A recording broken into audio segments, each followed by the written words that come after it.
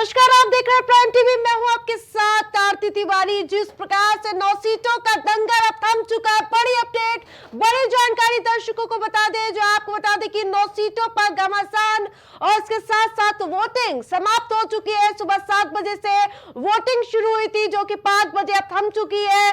अब उन्हीं लोगों को वोट देने का मौका मिलेगा जो कतार में खड़े हुए होंगे।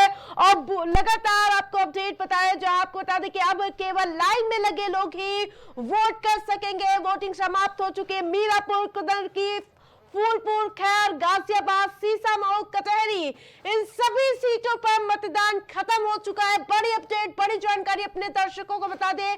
जहां सुबह 7 बजे से शाम 5 बजे तक ये वोटिंग होनी थी, जो कि संपन्न हो चुकी है। जहां बड़ी अपडेट, बड़ी जानकारी आपको दे रहे हैं। सपा में लगातार खलबली देखने को मिल रही है और बीजेपी लगातार गड़बड़ी का आरोप लगाते हुए नजर आ रहे थे। तो जो आपको बता दें कि सपा प्रत्याशी मोहम्मद रिजवान से खास बातचीत की गई है, तो वहीं हमारी ये रिपोर्ट देखिए। मुरादाबाद के कुंदरकी विधानसभा में सुबह 7 बजे से वोटिंग जारी है।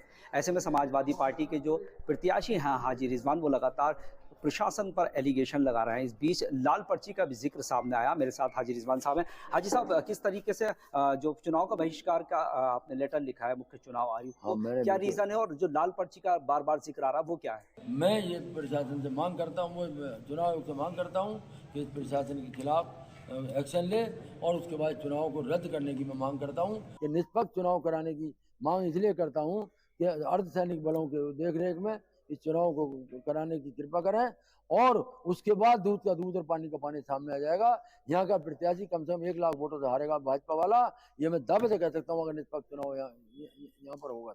तो ये थे हमारे साथ समाजवादी पार्टी से कुंदरकी के प्रत्याशी हाजी रिजवान। उन्होंने पैरामिलिट्री फोर्स की निगरानी में री इलेक्शन मांग की है। ज्यादा अपडेट के साथ संवाददाता अब्दुल हमारे साथ जुड़ चुके हैं। अब्दुल, जिस प्रकार से सुबह 7 बजे से जो वोटिंग हो रही थी अब समाप्त हो चुकी है, क्या कुछ तस्वीरें देखने को मिल रही है?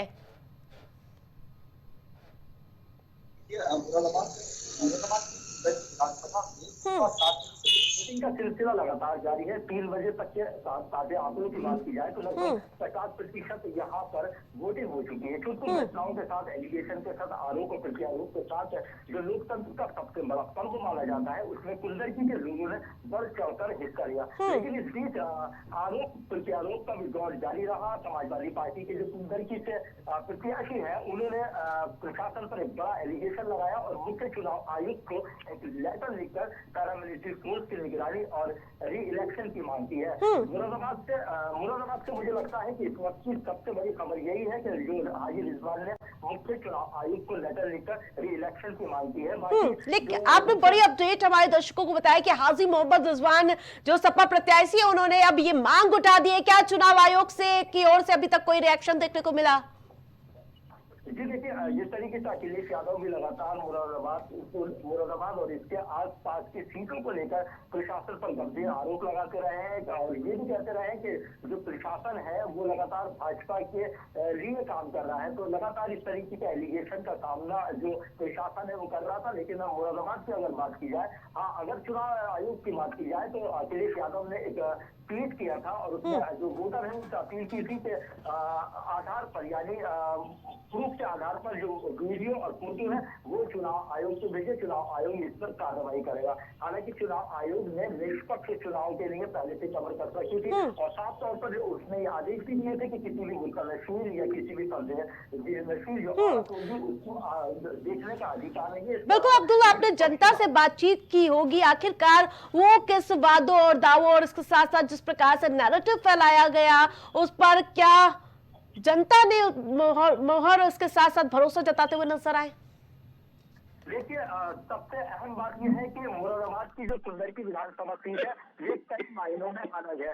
यहाँ पर समाजवादी पार्टी का कब्जा रहा है। यहाँ पर मुरादाबाद की 6 विधानसभा सीटें हैं जिस पर समाजवादी पार्टी का 5 पर कब्जा था। अभी रहमान बल्कि कुंदरकी से मौजूदा विधायक थे, उन्हें सांसद का चुनाव लड़ाया गया, वो जीते और इसके बाद री इलेक्शन में यहाँ पर हाजी रिजवान को मैदान में उतारा गया। इसमें खास बात यह है कि यहाँ पर जो समाजवादी पार्टी के जो प्रत्याशी हाजी रिजवान और उनके जो दुष्ट प्रतिद्वंदी है ठाकुर रामवीर सिंह, वो तीसरी बार यानी चौथी बार चुनावी मैदान में थे और तीन बार दोनों का आमना सामना हो चुका है। हालांकि ये बात अलग है कि तीनों बार जो तो बीजेपी विधायक बिल्कुल मुरादाबाद में तुर्की समाज का काफी ज्यादा बोलबाला रहता है। मैं वही आ रहा था, बिल्कुल वही आ रहा था। तो तीसरी बार खास बात यह है कि जब रणवीर सिंह चुनाव हारे, जितनी बार हारे, वो मुस्लिम वोटर के बीच में रहे। हालांकि मुस्लिम वोटर का यहाँ पर दबदबा माना जाता है, 60% से अधिक की आबादी यहाँ पर मुस्लिम वोटर की है। इसी वजह से सभी वोटर, जितने भी मुस्लिम वोटर थे, उन्हें राजनीतिक पार्टी के प्रत्याशी थे वो लुभा रहे थे।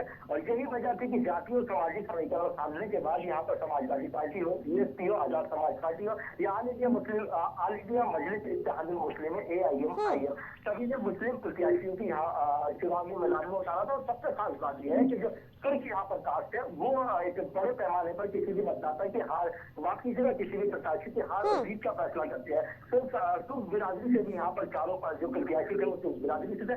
लेकिन इसमें देखने वाली दिलचस्प बात ये रही कि जो मुख्य मुकाबला था वो समाजवादी पार्टी और भारतीय जनता पार्टी के बीच में रहा। हालांकि इससे पहले लगातार समाजवादी पार्टी ये दावा करती आई कि इस सीट पर कब्जा रहेगा, लेकिन जिस तरीके से उपचुनाव की बात की जाए, री-इलेक्शन की बात की, समाजवादी पार्टी की जो प्रत्याशी है, सबसे पहले 5 बजे यहाँ वोटिंग का वक्त था खत्म होने का, तो 4 बजे आकर वो अपने कार्यालय पर बैठ गए और आकर उन्होंने प्रेस कॉन्फ्रेंस की और लाल निशान का एक जिक्र किया कि भारतीय जनता पार्टी की जो प्रत्याशी है उन्होंने लाल पट्टी बांटी है और उसी से जो मुरादाबाद का प्रशासन है वो वोटिंग करा रहा है। कई तरह के संगीन आरोप भी उन्होंने लगाए। हालांकि मुख्य चुनाव आयुक्त जो है उन्हें ये देखना है कि किस तरीके से इसमें कार्रवाई की। बिल्कुल अब्दुल नजर बनाए रखे। तमाम अपडेट के लिए आपका धन्यवाद।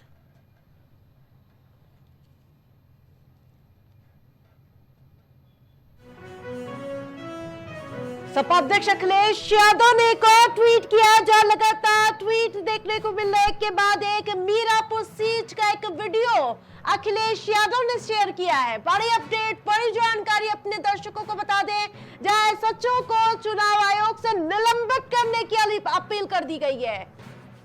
वायरल वीडियो में SHO पिस्टल लहराते हुए नजर आ रहा है, जिसके बाद अखिलेश यादव ने वो ट्वीट किया है और जिसके बाद कहीं ना कहीं माना जा रहा है कार्रवाई होनी तय मानी जा रही है। बड़ी अपडेट, बड़ी जानकारी, मीरापुर सीट का एक वीडियो अखिलेश यादव की ओर से पोस्ट किया गया और जिसके बाद कहीं ना कहीं एक बार फिर से हलचल, सियासी गतिविधियां बढ़ सकती है। SHO को चुनाव आयोग से निलंबित करने की बड़ी मांग अखिलेश यादव ने उठा दी है।